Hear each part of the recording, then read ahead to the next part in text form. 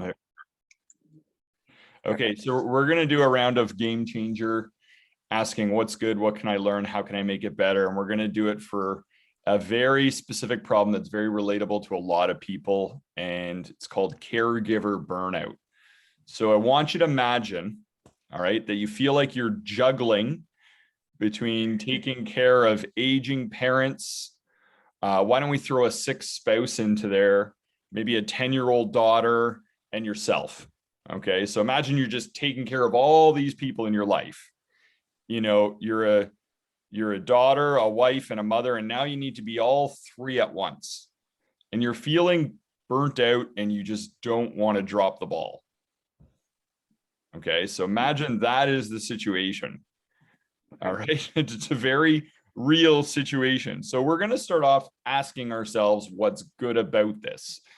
Now, in asking ourselves what's good about this and going back and forth, obviously it's going to improve our state so that we feel better. And when we feel better, we can think more creatively about long-term solutions.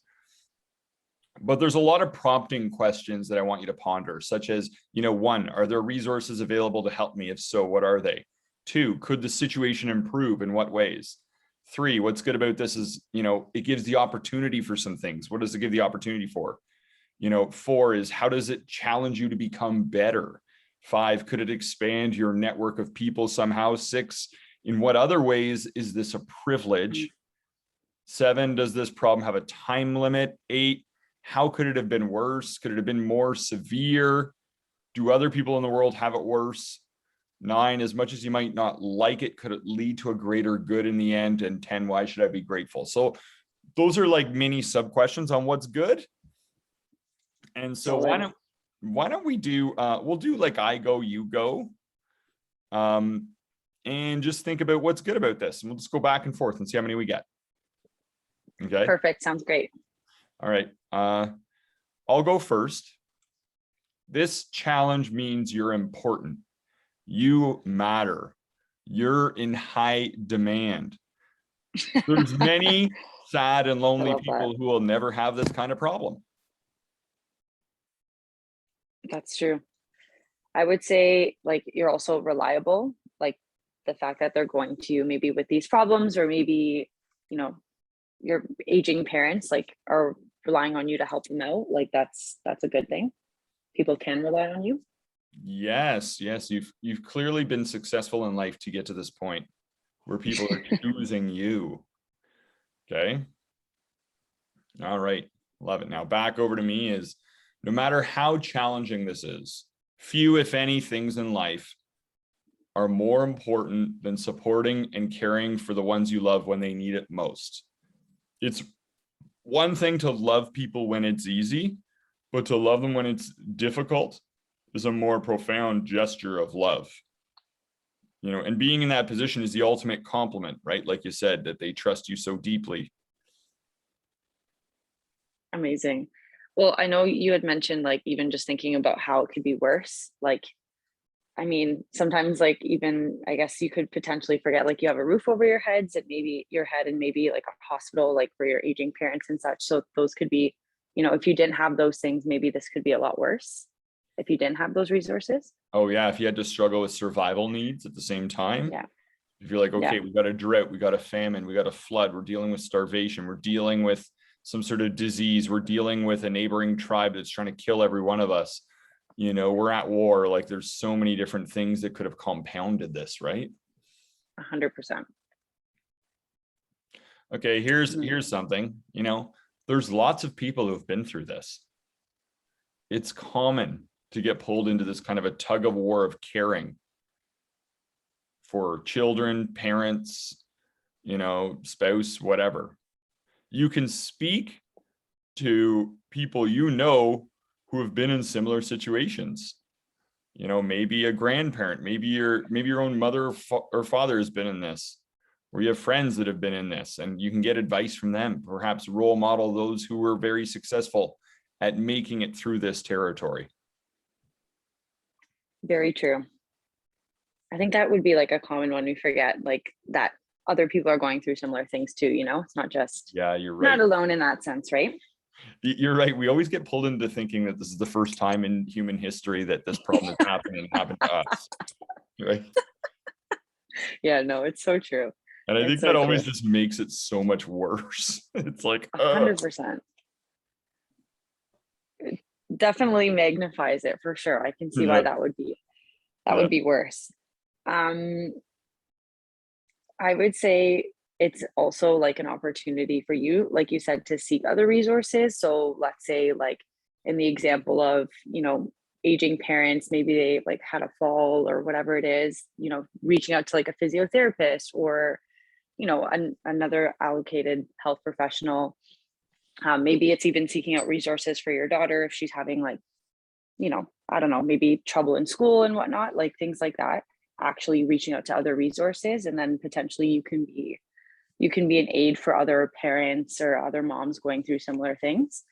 Yeah, there's no shortage of people who are willing to help in some capacity, whether it's a tutor, Right.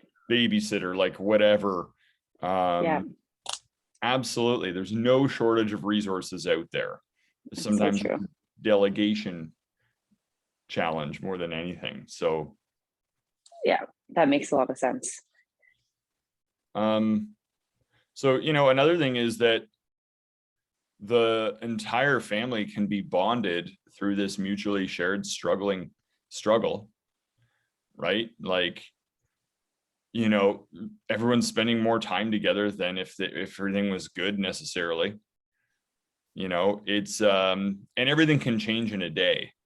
This is just Right. a season of life. It will pass in time. Everything can change in a day, right? But for today, there's the opportunity to really connect in a meaningful way with those people that we're responsible for caregiving for. And there might be a time in future when we're in a different season of life, and maybe these people aren't around, and we'll look back with a certain fondness, and we'll look back and appreciate this season for what it was. So something to think about as well. Got it. I would say even like opportunity wise, you could learn your capacity too, like what you can Mhm. and can't do. In terms of like energy wise or what's like actually manageable. Yeah. So it's good because it gives you a self-assessment. You're Yeah, learning more about yourself. 100%. I would say that this challenge helps develop skills and experience that can help create success in other areas of life, right? So, for example, there's one word for the benefit of this challenge: resilience. I was gonna say it. So when It's other there. problems in life show up, you have the grit to handle it. Yeah. You're going to build wisdom and endurance and experience through this challenge. You're going to be pushed to your limits to multitask and be efficient because you have to. There's no other way to get through it if you don't find all the efficiencies and resourcefulness. And if you don't find your inner resourcefulness to make it through. But then once you do that, you can apply that to other areas of life and be a great success because home life challenged you to build your character strong, right? So That's fair. yeah. And why don't we go to you for one last one for what can be good or what's good category? Um, I would say like you kind of said this already, but enhanced relationship. And I think maybe like it could even be like, for example, like relying on your siblings or, maybe like shared, um, like for example, aging parents and whatnot. Like if you had like a brother or sister, like reaching out to them and maybe being in more communication with these challenges could also help them, right? Yeah, teamwork could be good for everybody, Yeah. right? Absolutely. Absolutely. All right. So we're going to go on to the next question, which is what can be learned. And we're asking ourselves this so we can pull all the wisdom and learning lessons, out of this. And there's some good sub questions I'm just going to throw at you here to think about to kind of prime you. Number one is, what is common sense here? Number 2 is what can I learn about to completely grasp what's going on? 3, what matters most right now? 4, how did this problem originate? 5, how am I responsible? 6, how is this a wake-up call? 7, what can I directly influence or improve? 8, who can help me and what's the best way to engage them? 9, where might I have a selfish opinion? 10, what do I know that I can learn, or what do I not know that I can learn more about? 11, where might I be making assumptions? 12, what are the assumptions and how can I test them? 13, what can I learn about others? 14, what can I learn about myself? 15, how can I limit the impact and duration of this problem? And 16, how much effort and attention will need to be applied to resolve this or get through it? So those are some different things to prompt the what can be learned category. So I'll start off with number 1. Learn how to stay healthy. Okay, don't get sick yourself in this situation, and one of the keys to avoiding sickness is to manage stress levels. Yeah. So it might be good to stay healthy by 100%. using thought and emotion management and controlling those things so that we don't go off the deep end ourselves here, right? Yeah. I feel like it's super easy to not like take care of, like, let's say yourself in this situation because you have everybody else's needs kind of served on a platter. But at the same time, like the only way you can serve others is if you like are healthy yourself too, right? So I feel like that would be super easy to lose sight of. Yeah, and a lot of people deep down idealize the concept of martyrdom. And so a lot of them like the idea, as silly as it seems, of just completely sacrificing yourself for others when it's not necessary. You don't have to destroy yourself in the helping of others. 100%. But sometimes people get stuck in that pattern of idealizing that path. Yeah. I think even one of the things you had mentioned before was how can I like change the impact or duration of the problem? I feel like naturally, or maybe in a situation, we kind of think that it's always going to be there, or maybe it's like a never ending thing. But in this circumstance, I mean, it could be a very short timeline. It just, like you can shorten that timeline maybe by having those other resources, right? The impact and duration, actually reaching out to, other health professionals, or maybe like you said, a tutor and whatnot, that can definitely shorten the duration. I feel like sometimes we limit ourselves and like you said, are more of that like martyr, or maybe we want to be like that for everything and everyone, and that's not too effective always, right? So shorten that timeline. Yeah, if they see you being burnt out, that might lead them to have guilt. Yeah, 100%. And that guilt may weigh on them and negatively impact their health and everything else as well. So I think the key is to minimize how widespread the impact of this challenge is. Keep everyone happy and healthy. I love that. Yeah, that's awesome. Just keep everybody happy and healthy, and we can control that. Yeah, no, we can. We can control that. You want to know one of the best ways to control that? Tell me. Example, leading by example. That's when it comes to human behavior, that is shown to be like one of the most effective ways to inspire positive change in others. It's not to tell them what to do. It's actually just to set an example that inspires them. Set an example they'll want to copy. Just the attitude you bring to a conversation, keeping everything positive and grateful. It's gonna, when they see how happy it makes you, they might want to role model some of your attitudes. Right. And even I think with that said, like you said, like inspire other people, like try to, like be that leader for other people. I think that would be super powerful. Yeah.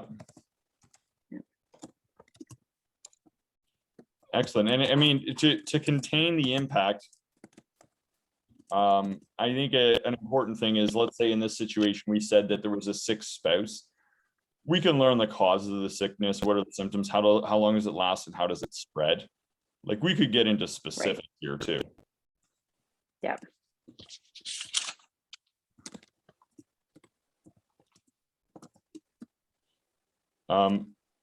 And then the other thing is we could learn better time management skills and really audit this. Yeah. We could break it down. You know, what are the things that are urgent and important? I'm going to put them to the top of my to-do list. Then I have the things that are important, but not urgent, and I'll do them second. And then I have the things that are just not important, but are urgent. You know, and I'm going to put them further down the priority list because those are the things that distract us from what really matters right now. You know, and there could be lots of things like somebody's bugging you and it's because they want to get you to, I don't know, attend some presentation for multi-level marketing. And it's like, this is just not important right now. Or, you know, that might be an example, or it could be, you know, the show is coming out and you need to watch this show. But it's like, you can always watch it later. It's not really important, even though it's, you know, there's lots of things that are urgent but not important, right? So it's just kind of like prioritizing. Gotcha.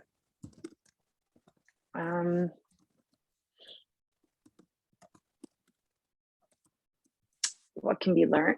I would say even how to support others better. Like, I mean, in this circumstance, there's like three different scenarios, like sick spouse or your 10-year-old daughter and then aging parents. Like how, you know, maybe at different timelines, how you would help your parents, like what support means to them versus what support means to your daughter. And even just trying to understand your spouse, like how you can help them better. Maybe it's not through treatment, but maybe it's more like, you know, quality time or whatever it is, just learning how to love and support them better. Yeah, that's awesome. Right. And I think in learning how to love and support people better, we often have to learn how to identify and overcome our sense of pride. Because of pride, we might be too proud to ask for help.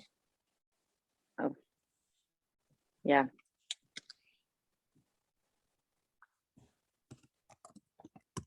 It's like people that are too proud to ask for directions when they're lost. To pull over and ask a stranger for directions. Like, why are you're too proud? Remember, it takes great strength, not weakness. It's not a sign of weakness. It takes great strength to ask for help. Humility is the might of the mighty. This is the opportunity to develop the superpower of humility and ask for help. This is a moment, and it has to be intense. And it has to be painful to get your attention so you can face these opportunities within yourself for character perfection and to develop these virtues. I love that. That's awesome. Yeah. All right. Back over to you. And if you get stuck, you can just say pass. If you're like, I don't have an answer, you can always pass. There's no pressure. Okay. Okay. No, sounds great. I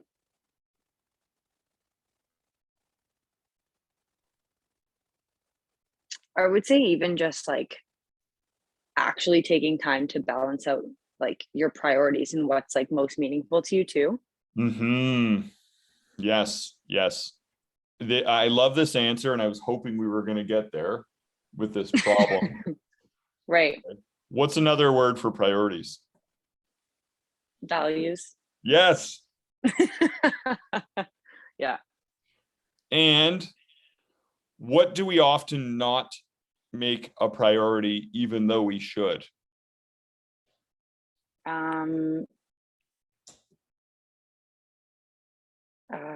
Let's say, I don't know, maybe like our mental health or like more like stress management.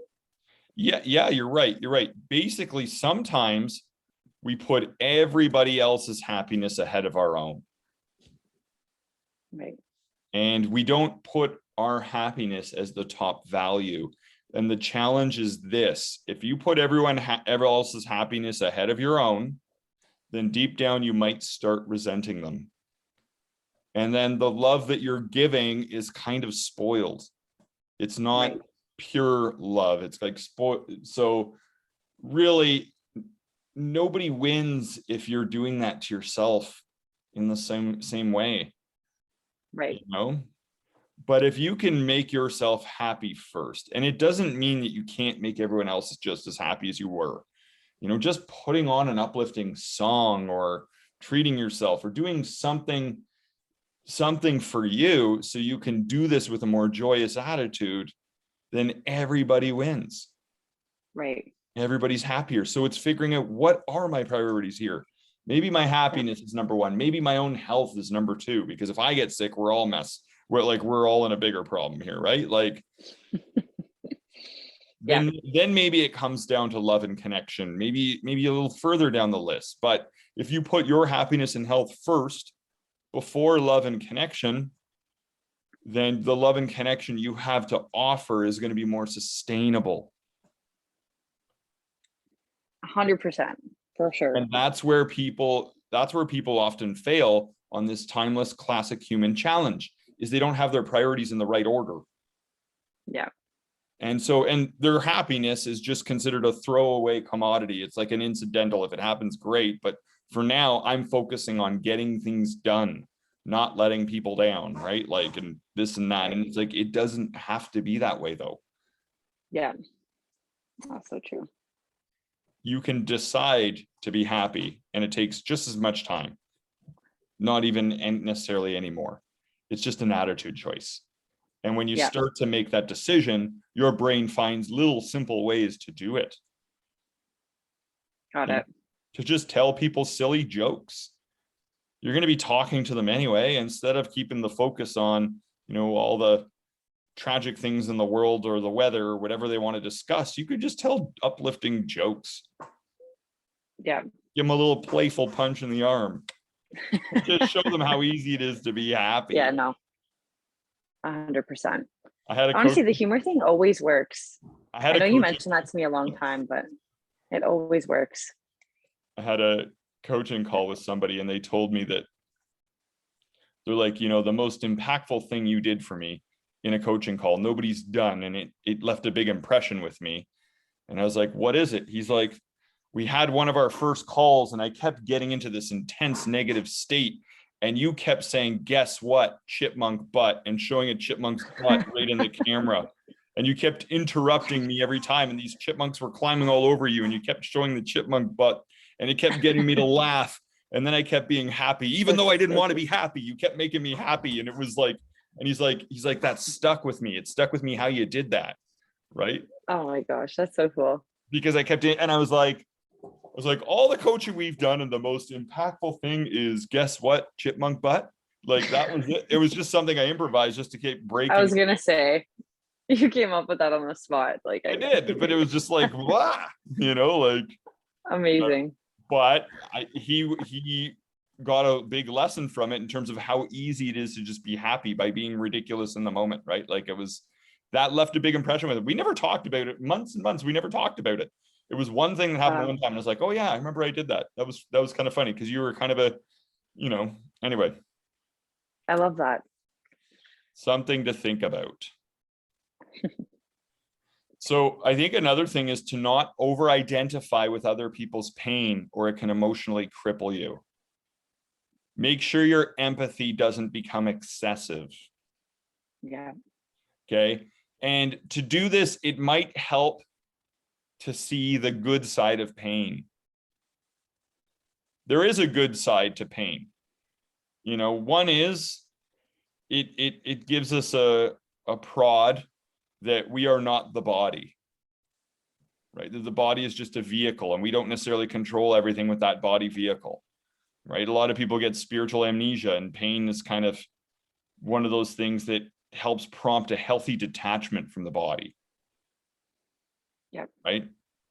So and we could that's a different subject, is the good sides of suffering, but we need to not vilify suffering and pain. There's a lot of benefit to it. It gets people to pay attention to a lot of different things they wouldn't pay attention to otherwise. Right. So we need to not get overcome with empathy, because then it disables us from giving our best self to the situation. Fair. And there's also some sort of, on some level, it can be a little bit, it might imply a little bit of superiority. Say, oh, I feel so sorry for your situation and stuff. Not, instead of acknowledging and honoring what a privilege their situation is, or what a gift it is. Right.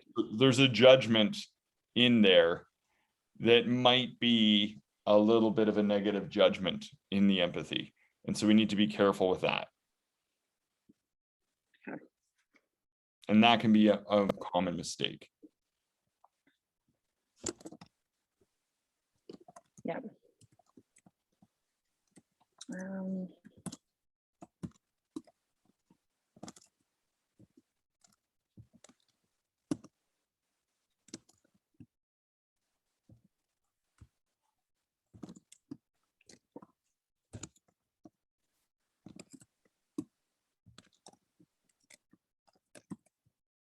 Want me to go again? We're still on what can be learned. Yeah. Yeah. Thing. Yeah, so we can learn the common mistakes people make in this situation. One common mistake is to catastrophize it and think it's never going to get better and it's only going to get worse. Right. And the only person that has to deal with such an injustice, right? And make big negative comments about family life or life itself or God punishing them or whatever. You know, all of these thought habits increase the suffering on all those who are involved. Or, you know, victim mentality is another common mistake people make in this situation. Doing lots of blaming instead of, you know, personal responsibility. You know, I mean, we might be responsible. Maybe we made people sick in this situation. We passed them some germs or disease we didn't know, right? Yeah. You know, so one thing is to just avoid blaming, which is something people do a lot in this situation. Another thing people do is, you know, a lot of times we forget with other humans that human beings are highly resilient in times of desperation. They are capable of taking care of themselves to a very high degree.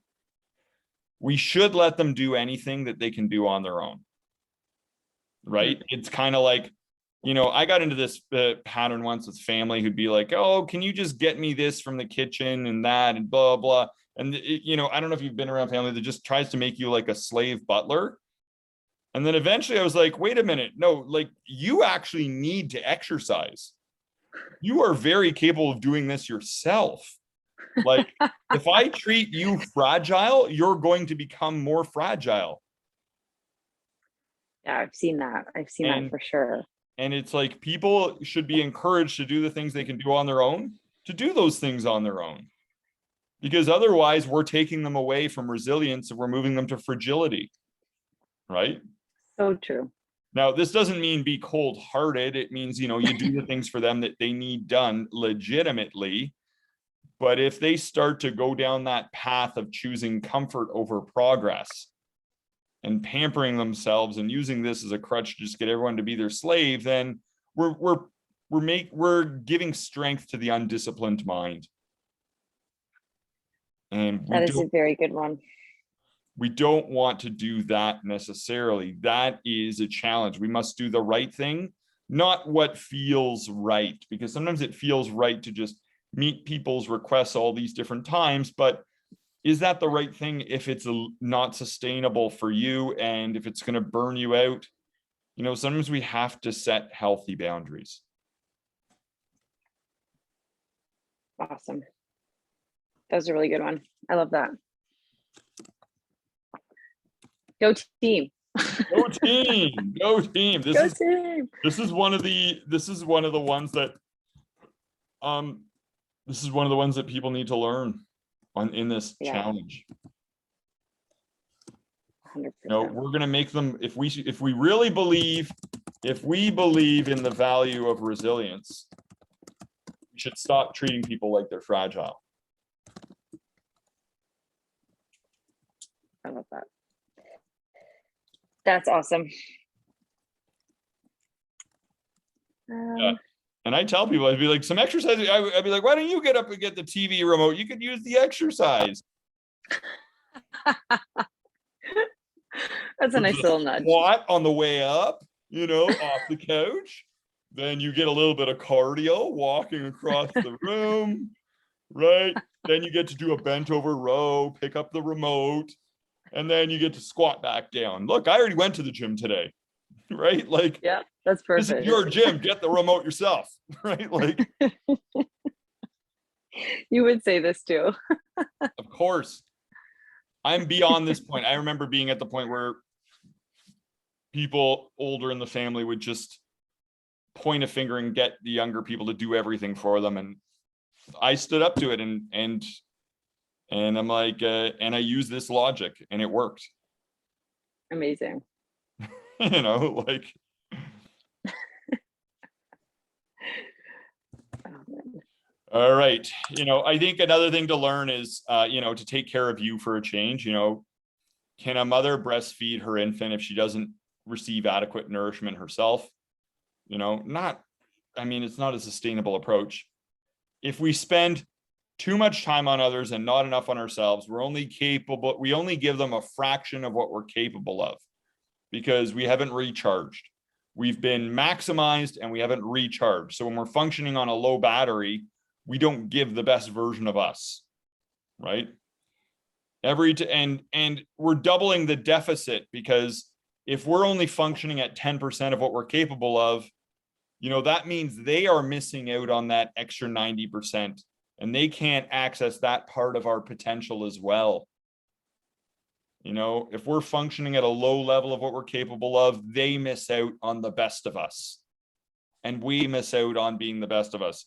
We need to make sure that we balance. If you're going to maximize, you should recharge. If you're going to maximize, you should recharge. That's why you have to plug in your phone at the end of the day if you've been using it all day, right? We need to prioritize this, and that's one of the things we need to learn. And it's a bit of self-care and self-love, right? Yeah. And that goes in hand with like being healthy, like staying healthy and taking care of yourself too, right? Yeah, absolutely. And a lot of it comes down to learning how to say no.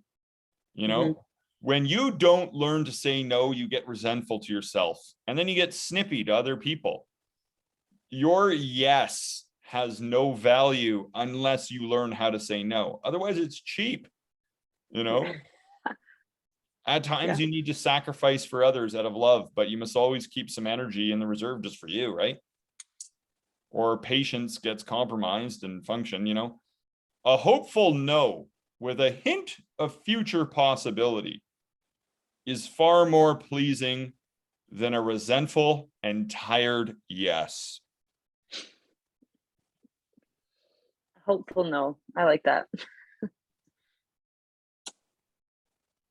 No, but maybe later. Oh, yes. Oh my God. Would you rather get? The no just sounded more pleasing. Exactly. Yeah. But we need to learn that it is possible to give a pleasing no. For sure. Because a lot of times we're thinking in too fixed and limited of terms when dealing with human problems like this. Right? So we need to realize, no, exactly. What you would rather get that hopeful no, right? Yes. Exactly. So I think we can learn all the things that also drain our energy, right? Yes, for sure. I think that's I think that's a key point here, right? It's learning like self-blame, obsessive perfectionism, junk food, negative people, whatever. Let's try to avoid the stuff that might drain us. Get clear on the things that energize us so we can recharge properly. Exercise, eating healthy, watching funny films, favorite music, getting out in nature, getting some sun. Let's prioritize that stuff. Let's put it in our schedule. I know for me, when I really have to work hard, I prioritize a nature walk in my day. And it actually energizes me when I'm working because I'm like, 4 more hours of this, and then I get to go feed the birds, or see the raccoons or see the the squirrels and chipmunks and stuff, right? So, and then getting out in the sun or going down by the water, like that is a really powerful way to recharge, right? Oh, We that's need to super get clear on powerful. this. We need to get clear on this because some people think recharging means sitting in front of the TV, and oftentimes we get up and we're even more tired. Doing nothing is not an effective recharge. We need to learn what effectively recharges us. Usually it's fresh air, sunshine, movement. That's where people get confused with energy management. Time management is one thing, but I think energy management is more important. Because with low energy, you can't get nothing done with that time. Nope. Right? So let's get clear on how we can recharge best. Right? So I think that's a very important learning lesson. Have it itemized. Like, this is how I recharge. Right? And then I think,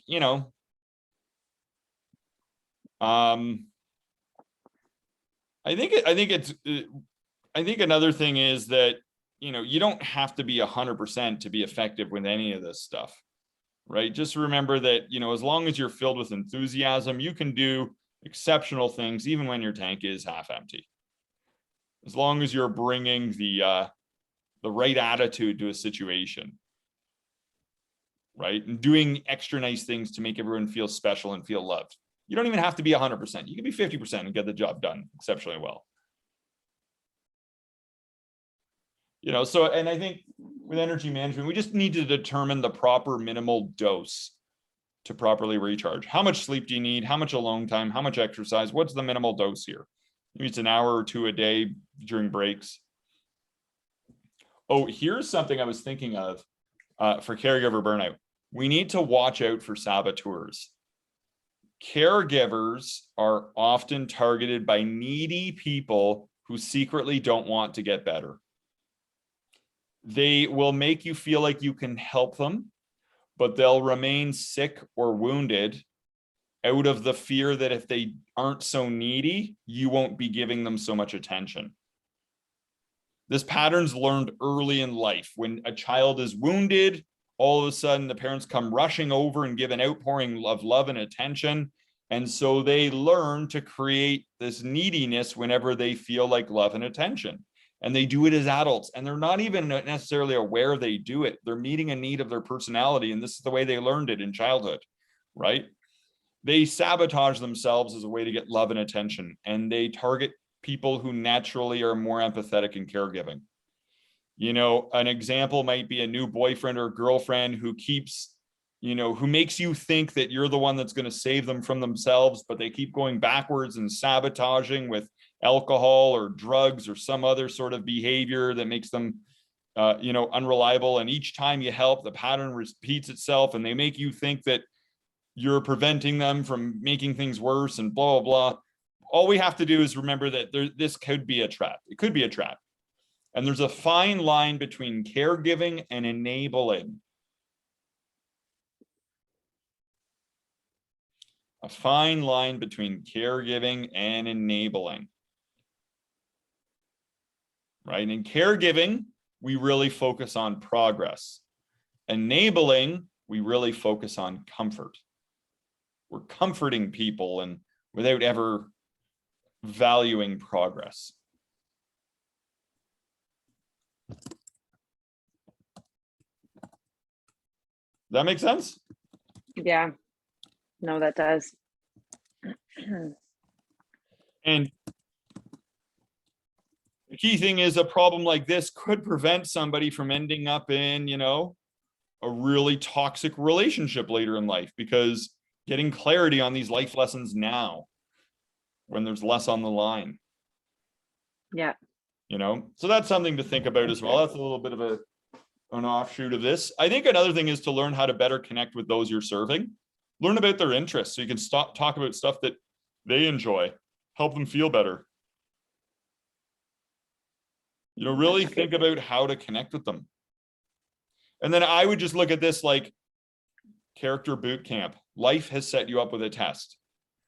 As the turtle in Kung Fu Panda says, there are no accidents in the universe. In order to succeed, you'll need to strengthen patience, humility, and resourcefulness. But that helps. I mean, really, caregiving burnout, caregiver burnout is an educational experience designed to help you reach for your higher potential.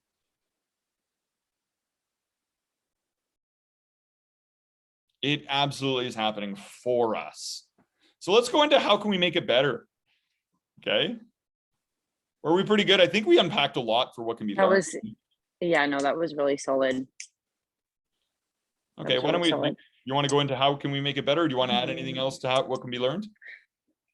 No, yeah, let's dive into how we can make it better. Okay. And there's some sub questions here I'll just throw at you. Like one is, could I energize myself with courage and enthusiasm by remembering my past successes? You know, remembering how I've overcome times like this before in my life and gone from struggle to success and defied the odds, right? You know, 2 is, what's the best attitude to have in this situation? Being clear on that attitude and going out there and having it. You know, what's the common sense to do thing? What's the common sense thing to do here would be number 3. Number 4 is, how can I make the most immediate impact? Number 5 is, what actions can have a long-term impact? Number 6, what can I do on my own? Number 7, what can I do with others to contain the damage and generate positives? Number 8 is, how might we develop or adopt processes or systems here? 9 is, how can I add some fun or humor to the situation? 10 is, how can I apply my unique strengths to this problem? 11, how can I get my mind, body, and spirit ready to deal with this? 12 is, who is my hero and how would they handle this? And 13 is, what sequence of action steps can I put together, right? If I wanted to add another number 14, it would be, who can I keep myself accountable to? Because when we're accountable, that really heightens our follow through. So how can we make it better? I'd say number 1, I'd say this, take it one day at a time. Do your best, and things will likely get better in time. Take it one day at a time is my first thing. I like that. I think even setting an intention or like an attitude going into situations could prime you for success as well, and just not being too reactive. Yes, absolutely. I'd say number 2, you know, we have a 10-year-old daughter in this hypothetical situation. Send the daughter off to camp. 1 down, 3 to go.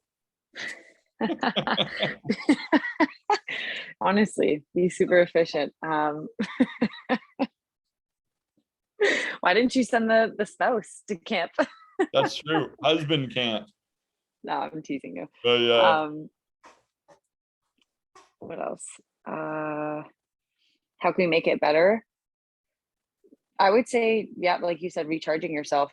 So making that known in terms of like what recharges you, having that accessible, or reminding yourself of those things. Yeah. You and can do them more frequently. Yeah, you can sign up with a personal fitness trainer, go to the spa, go for massage, join a group fitness class, take your vitamins, get some sleep, whatever. There's a lot of things you could do. Absolutely, to recharge. Just get clear on it and prioritize it. I think another one is, don't feel guilty about the time spent recharging yourself. You may have to fight the tendency to behave like a sacrificial lamb here and martyr yourself. But here's a question. Is a rose selfish when it blossoms? Is the sun being selfish when it shines? You know, we shouldn't be worried about being selfish if we're simply doing what it takes to shine our brightest and reveal our inner beauty to the world. So I would say that any sense of guilt on time spent caring for ourselves is maybe not so appropriate here. And we need to really deepen, get that attitude inside of us. That's a big one for sure. How can we make it better? You can kind of like, I feel like you could make it fun, let's say with a sibling or someone else maybe going through it with you, is just kind of not making it a game, but kind of like just saying, okay, like, let's see what works. How can we go about this most effectively? Maybe just, you know, bouncing ideas off each other so that it can be more fun and lighthearted, as opposed to just trying to be perfect or 100% every day. I love it. I love that making it a game idea that you mentioned, because right now I would be making it the game of inner peace. I'd say, okay, everybody, we're going to do a game.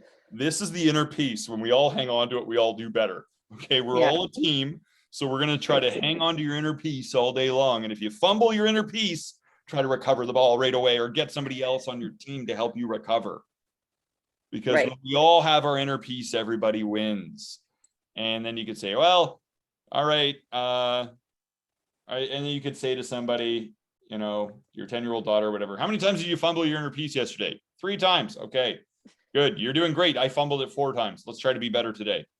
What do we need to do to hang on to our inner peace? The game of inner peace. I think that's really what, the game of life is largely about, learning how to hang on to our inner peace.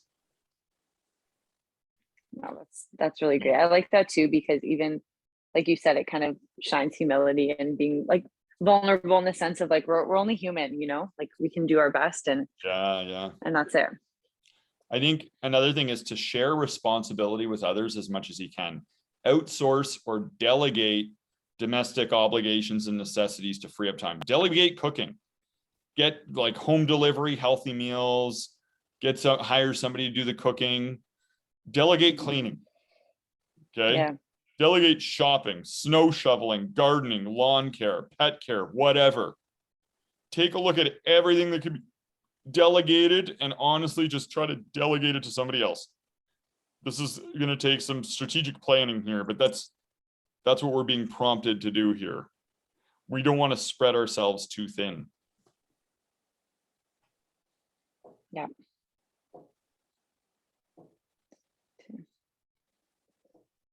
I think one of the things is this is one of the eternal answers on this. Determine who needs help the most. Determine what sort of help do they need and whether in fact you are the right person to give it. Okay. When we get caught in this caregiver archetype, one of the big downfalls is the belief that you are responsible for the entire life of everyone you encounter. And if that is an underlying belief, prepare for massive pain. Right? Yeah. There's a lot of people that don't really need our help. And a lot of times we are not qualified. A lot of times you would need a triple PhD in psychology to help some of the friends and family we're trying to help. Because they're just so committed to being messed up. Right. And we're hopeful. That. We're hopeful and we do our best, but really we're out of our league so many times. Right? Yeah, no, it's so true. And we can teach others to become more self-sufficient. Sometimes the best way to help others is to be a living example of other possibilities and life choices. There's a saying, give a man a fish and eats for a day, teach him to fish and eats for a lifetime. So we can try to inspire others to be more self-sufficient. If this is more of a long-term caregiving thing and it's just due to whatever, and people are not in need of great help, truly, and they're capable of doing many things on their own, that's something we need to take care of. So yeah, I would say even like how to make it better. You had mentioned like a process and creating like more of like a system with things. Like you said, like delegating your priorities and what's the most important. That could help you better time manage. It could help you just optimize how you help others. Yeah, for sure. Yeah. Mm-hmm. And delegating tasks. Those are all big ones. Yeah. And then remembering that this is the good old days we're going to look back on when the daughter has grown up, when the parents are long gone to the other side, they've transitioned from this life. We're going to look back on this season of life with nostalgia and fondness. So we need cute. to enjoy it. We need to enjoy it now. It's not going to last forever. Right? 100%. I think remembering what needs to be remembered is big, that it's a higher form of love to care for people when it's difficult to do so. Everybody is watching. So make sure to set the most inspiring example of right attitude and behavior. Your daughter would likely role model you in future life challenges in this particular situation. Remember that this life is just temporary, and our greatest moments in life come from giving it our all during the hardest of times.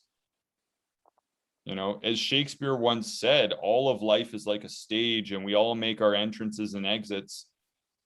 And in the scenes of your life, be determined to play your role well. Forget self-indulgences, forget self-glory and gain, forget status, forget power, forget all those things, because the only attribute that really counts is just radical love and acceptance. That is really what gives people that heroic greatness. One who loves greatly is one who lives greatly. Mouse drop. Yeah. And I think that's what this challenge gives the opportunity for. Mouse drop. Boom. You have the actual mouse, so. Yeah. Exactly. So we just spent, close to an hour on this challenge of caregiver burnout. And all we did was we took one really, profound human problem and just filtered it through 3 simple questions. What's good? What can be learned? How can we make better? And we did it as a team because, we all do better as a team, and, life is a team effort, group project. Now, did you find it helped add some empowering perspective to be able to take this challenge through those questions? Oh, for sure. I feel like it was very resourceful. Any key takeaways for you in particular that you really liked most? I think when it came down to it, I think just like kind of managing like your values and like what's most important to you right now. I know it sounds super simple, but sometimes taking those few seconds or those couple minutes or the hour to just actually like deep dive into this, I think it could save you from a lot of pain, and it could also just recharge you and navigate you a little bit better going through whatever problem it is that you're facing in life. Yeah. It's 1 hour that can save you years of suffering. Yeah. Right. For sure. And this one's a big one. This one takes an hour. And whenever I've dealt with it with real people, it's, we have to go back and forth. It does take and most of the times people can't do this one very well on their own. They need some outside perspective. It's really tough when you're in it. Mental toughness is best if you do it before things get hard, so it's a natural part of you. So it's best to do this as a preventative, right? So that wisdom and attitude and perspective is already a part of you, so you don't get thrown off. So we can continue to perform at our best. Well, thank you for agreeing to have this conversation and sharing it for other people out there who might benefit from watching the recording in future. And this was completely, last minute improvised subject just for the heck of it. Right. And considering we didn't have a chance to plan this one, I think we unpacked a lot, For sure. All right. Awesome work out there today then. Thanks, Brendan. You too.